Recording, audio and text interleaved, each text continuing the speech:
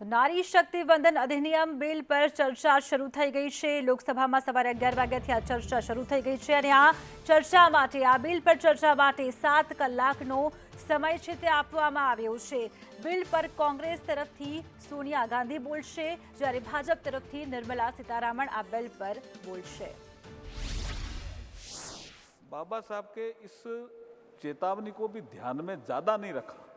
ऐसा नहीं है कि उन्होंने योजना नहीं बनाई सामाजिक आर्थिक समानता लाने की, लेकिन जैसे ही 2014 में नरेंद्र मोदी जी आते हैं प्रधानमंत्री के रूप में देश में, उसके बाद से सामाजिक आर्थिक असमानता को दूर करने के लिए बहुत सी योजनाएं बनाते हैं, जिसका कल मैंने कईयों का जिक्र किया। बहुत सी योजनाएं जिसमें महिला सशक्तिकरण की योजनाएं भी सम्मिलित है।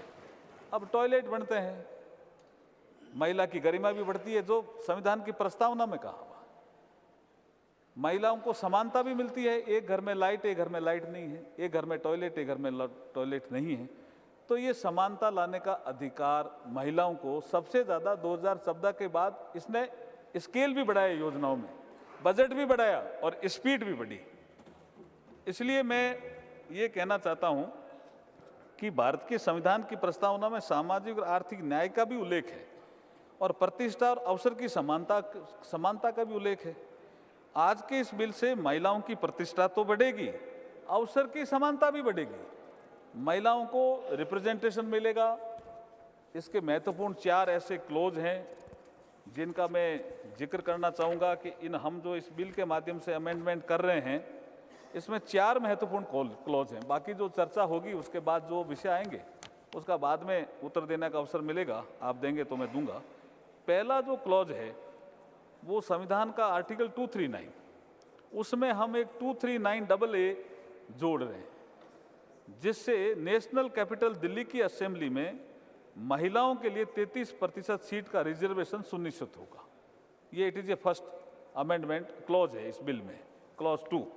फिर हम दूसरा क्लॉज 3 जोड़ रहे हैं, जिसमें 330 आर्टिकल जो संविधान का है उसमें 33A एक हम सेक्शन जोड़ रहे हैं, आर्टिकल जोड़ रहे हैं, जिसके अनुसार महिलाओं के लिए लोकसभा में 33% आरक्षण होगा। लोकसभा में ये बहुत बड़ा कदम है अध्यक्ष जी, बहुत बड़ा कदम है।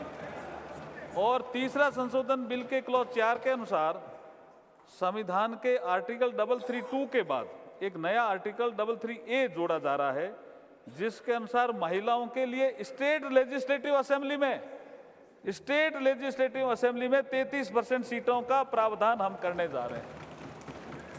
और जो चौथा एक क्लॉज है 5, उसके अनुसार संविधान का आर्टिकल 334 के बाद एक नया आर्टिकल 33A जोड़ा जा रहा है, जिसके अनुसार महिलाओं के लिए ये आरक्षण जो आज ये सदन चर्चा के लिए ले रहा है, ये आरक्षण 15 सालों के लिए प्रभावी रहेगा। 15 सालों के बाद अगर इसको बढ़ाना है तो ये संसद ही तय करेगी, ये संसद को अधिकार रहेगा। और ये जो सीटें हैं जितनी आज है, जैसे जैसे सीटें बढ़ती जाएगी 33% के अनुसार महिलाओं का आरक्षण भी बढ़ता जाएगा।